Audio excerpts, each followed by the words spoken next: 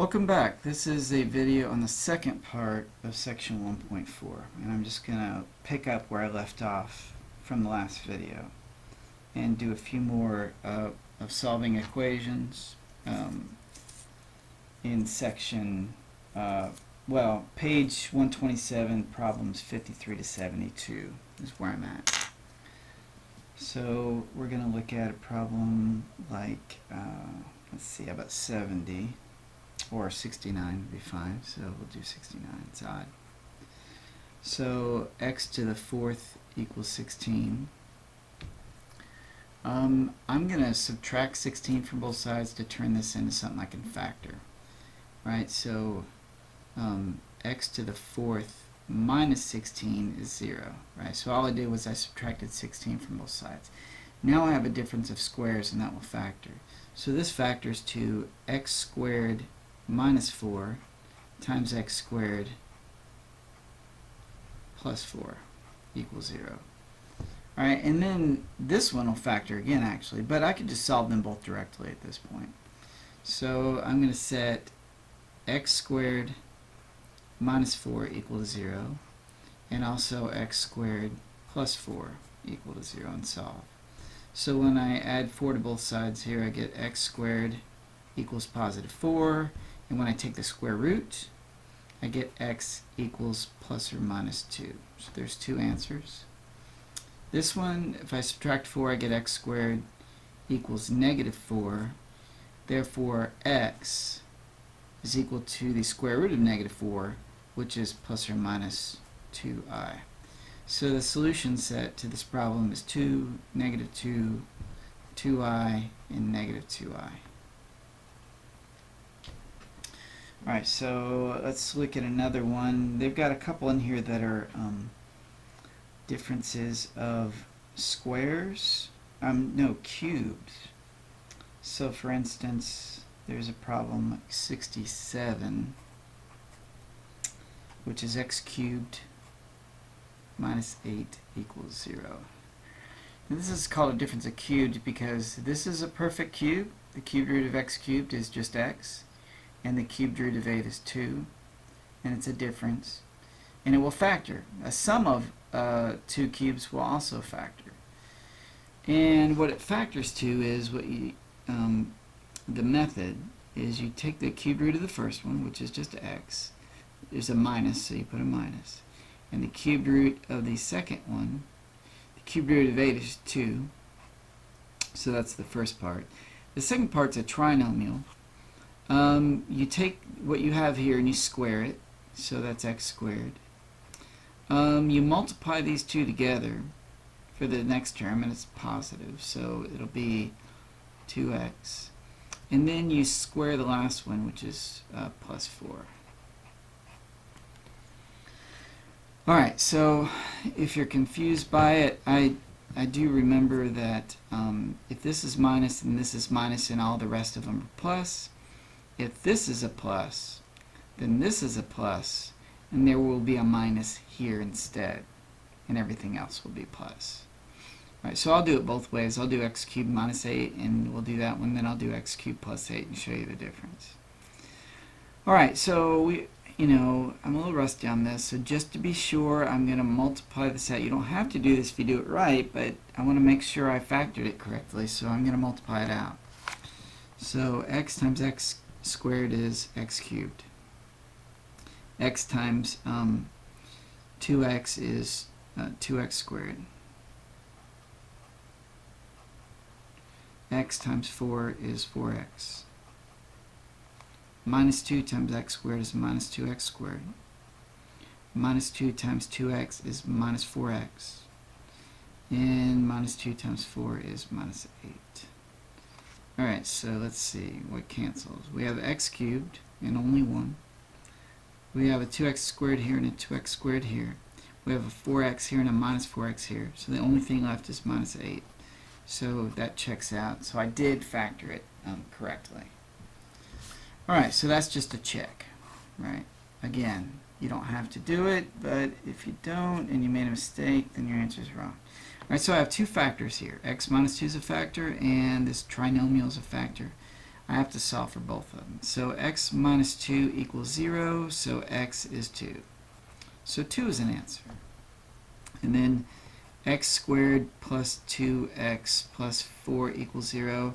This one won't factor, so I'll have to use the quadratic formula. Alright, so the quadratic formula is x equals negative b, so that's negative 2, plus or minus the square root of b squared, so that's 4, minus 4 times a, which is 1, times c, which is 4, all divided by 2 times a, which is 1. Right, so x equals negative 2 plus or minus the square root. That's 4 minus 16, right? 4 minus 16 over 2. Alright, so x equals negative 2 plus or minus 4 minus 16 is negative 12. Alright, I can break negative 12 up into negative 4 and 3. So the negative 4 part will come out as a 2i, and the 3 will stay underneath. Alright, so this is going to be negative 2 plus or minus, that's going to be just 2i square root 3. So that's what happened to the negative 12. It broke down into this over 2. And now, since all these are divisible by 2, I can divide them all by 2, so that's a 1, that's a 1, that's a 1. Not that, because this whole thing is these are all multiplied, right? So you only have to cancel with that 2 right there. So I get x equals what? Negative 1 plus or minus I square root of 3. Alright, so I have 3 solutions, right? I have the 2 I found up here, so if I put it in a solution set, it would be 2, negative 1 plus I square root of 3, and negative 1 minus I square root of 3. And those are the 3 solutions for that. Alright, 71. We have x to the 4th plus 13x squared plus 36 equals 0. I bet that might factor. Let's see, are there two numbers that multiply to 36 but add up to 13? Well, 9 and 4, right? 9 and 4. And that can be, so this will factor to x squared plus 9 and x squared plus 4.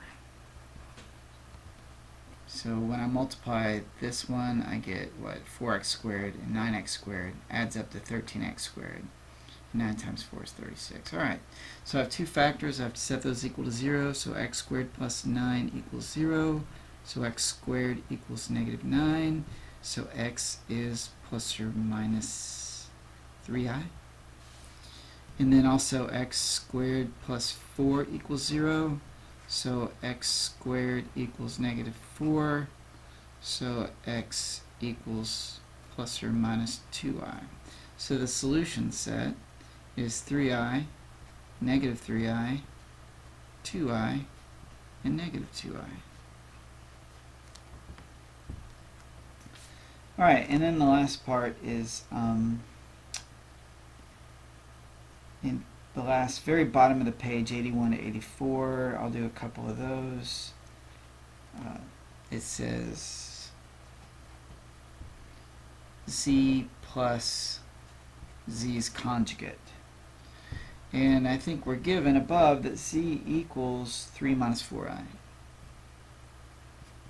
Alright, so z is 3 minus 4i plus z's conjugate. If you remember, the conjugate of a complex number is just, you just change the sign of the imaginary part, so that would be 3 plus 4i. Well, when I add these, remember you combine the imaginary parts, they cancel, and then the real parts add up to 6, so you just get 6.